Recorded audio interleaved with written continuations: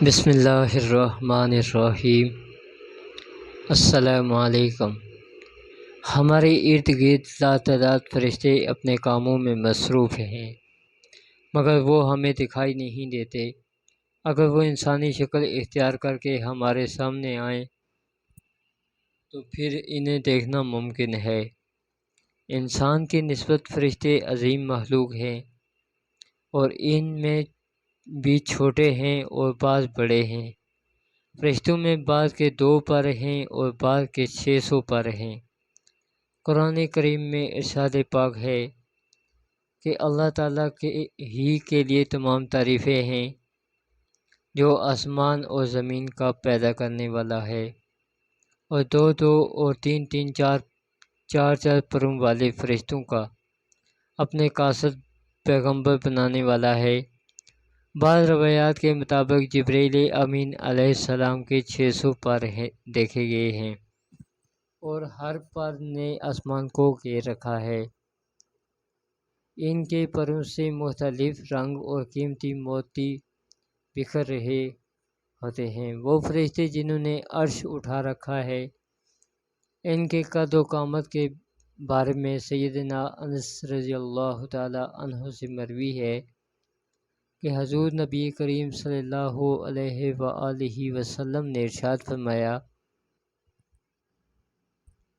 عرش کو اٹھانے والے فرشتوں میں سے ایک فرشتے کے بارے میں مجھے یہ بتانے کی اجازت دی گئی ہے، جس کے پاؤں سب سے نچلی 7ویں زمین میں ہیں اور اس کے کندھوں پر عرش ہے۔ اس کے دونوں کانوں اور کندھوں کے درمیان اتنی دوری ہے کہ اسے طے کرنے کے لیے پرندے کو 700 سال کی پرواز چاہیے۔ وہ فرشتہ کہتا ہے، یا اللہ تو پاک ہے، جہاں بھی ہے اور جہاں بھی ہو۔ اللہ تعالیٰ نے فرشتوں میں شادی بیاہ کی حاجت نہیں رکھی، اس طرح انہیں کھانے پینے سے بھی بے نیاز کر دیا۔ اس کی وضاحت قرآن مجید میں مذکور سیدنا ابراہیم علیہ السلام کے اس واقعے سے ہوتی ہے، جس میں ہے کہ ابراہیم علیہ السلام کے پاس فرشتے آئے تو آپ علیہ السلام ان کے لیے فوراً گوشت لے کر آئے، مگر انہوں نے اسے تناول نہیں کیا۔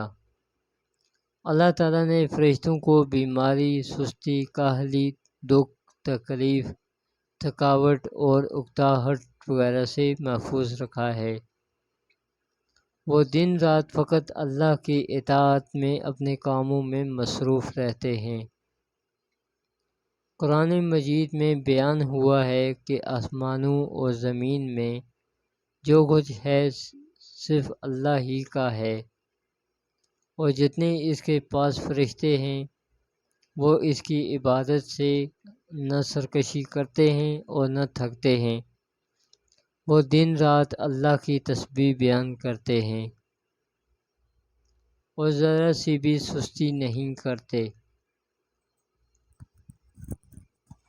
فرشتے تقریباً عام طور پر آسمانوں میں رہتے ہیں، جو صرف اللہ کے حکم سے مختلف کاموں کے لیے زمین پر اترتے ہیں اور پھر واپس آسمان پر چلے جاتے ہیں۔ قرآن مجید میں ایک اور مقام پر خود فرشتوں کی یہ بات مذکور ہے، ہم تیرے رب کے حکم کے بغیر نہیں اترتے۔ فرشتوں کی تعداد کتنی ہے، اس کے بارے میں کوئی تفصیل نہیں ملتی، کیونکہ اللہ تبارک و تعالیٰ کا فرمان ہے، تیرے رب کے لشکروں کو اس کے سوا اور کوئی نہیں جانتا۔ بعض احادیث سے معلوم ہوتا ہے کہ فرشتوں کی تعداد بہت زیادہ ہے، بلکہ اندازہ ہوتا ہے کہ انسانوں اور جنوں سے بھی ان کی تعداد زیادہ ہے۔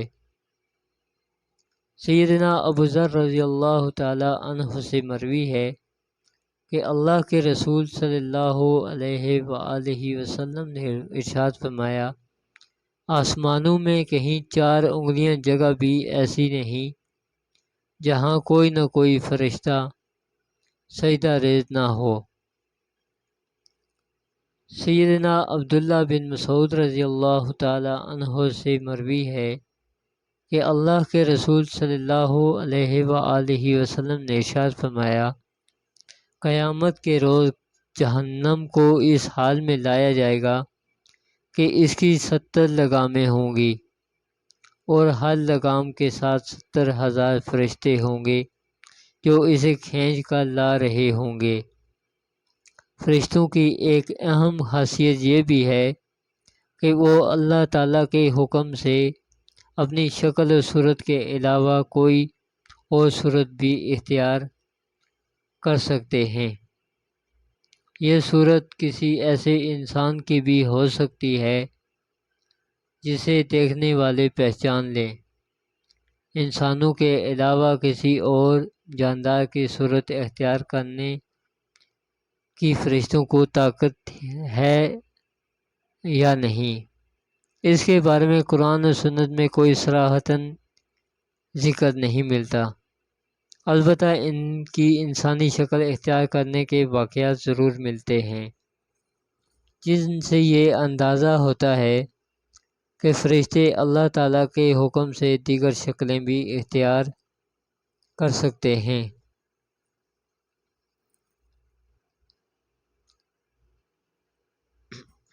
وآخر دعوانا ان الحمد للہ رب العالمین۔